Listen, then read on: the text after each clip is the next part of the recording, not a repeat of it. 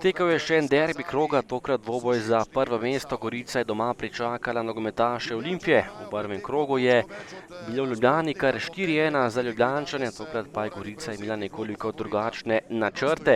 Ampak v prejšnjem krogu je vendarle doživela poraz na derbiju proti Mariboru doma kar 1:4. Tole je bil že prvi strel Šporarja, oddaleč, ampak nekoliko previsoko. Še enkrat Zajc in lovi tokrat Sorčan. Nova akcija za Goričane, poskus oddaleč, tokrat je meril Arčon, a za las zgrešil ljubljanska vrata. Nov napad za sinje modre, tokrat je prišel do strela Đuzdanović, ki si je pripravil strel, a zgrešil vrata Aleksandra Šelige. Potem pa nova kombinacija Goričanov, Burgič je namestil žogo Đuzdanoviću, ki je bil v idealni priložnosti, ampak Đuzdanović je tokrat meril previsoko. Nov napad Gorice, priložnost za strel, ampak Arčon je po odbiti žogi meril visoko čez gol. Še enkrat nevarna tudi Olimpija, Zajc je meril dobro in natančno, ampak za odtenek previsoko. Ob koncu prvega polčasa še napad Primorcev, tokrat je podal Arčon, zgrešil pa je nekoliko Škarabot in zapravil še eno lepo goriško priložnost. V zadnji minuti prvega dela pa napaka v obrambi Gorice, padal je Šporar in upravičeno 11-metrovka za Ljubljančane. Tokrat je Jogan podrl Šporarja in prejel še rumeni karton. Kapetan Gorice je tokrat zakrivil 11-metrovko. Žog je stopil Kronaveter in bil natančen, močno in natančno je meril ter premagal vratarja Sorčana za 0:1. Zadetek za Olimpijo ob koncu prvega polčasa. Gorica je imela kar nekaj lepih akcij, Olimpija pa je dala gol za prednost še v tem prvem delu. Drugi polčas in najprej hitra priložnost za Olimpijo, streljal je Zajc, ampak izjemna obramba Sorčana. Nato je Leke stresel vratnico, velika priložnost za Goričane je tokrat ostala neizkoriščena. Nov napad Olimpije, pred vrati je bil Šporar in streljal nekoliko mimo vrat.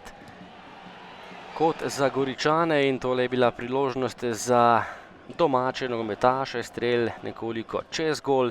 Nato pa še en predložek pred vrata, odbita žoga in Nik Kapun je prišel do strela, pravi evrogol tega nogometaša Olimpije in Kapun se je izkazal s tem neizjemno močnim in natančnim strelom. Olimpija je povišala svojo prednost in povišala rezultat na 0:2.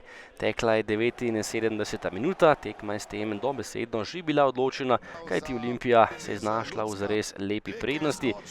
Poskus oddaleč, ampak tokrat Martinović nekoliko previsoko. Do konca tekme pa še akcija Ljubljančanov. Kronaveter je prejel žogo in takole lepo zadev za 0:3. Še enkrat Olimpija izjemno učinkovita, podal je tokrat Šporar, Kronaveter pa je zatresel mrežo in povišal prednost na visokih 3:0.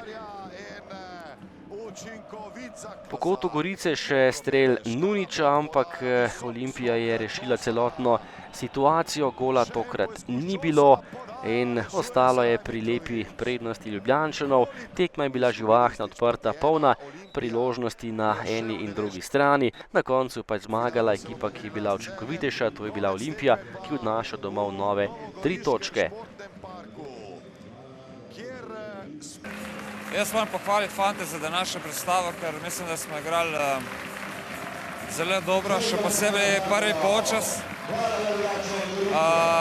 Bili so pač penal in evrogol, ki si je odločilo tekmo, vendar mislim, gledalci so videli dober fuzbal.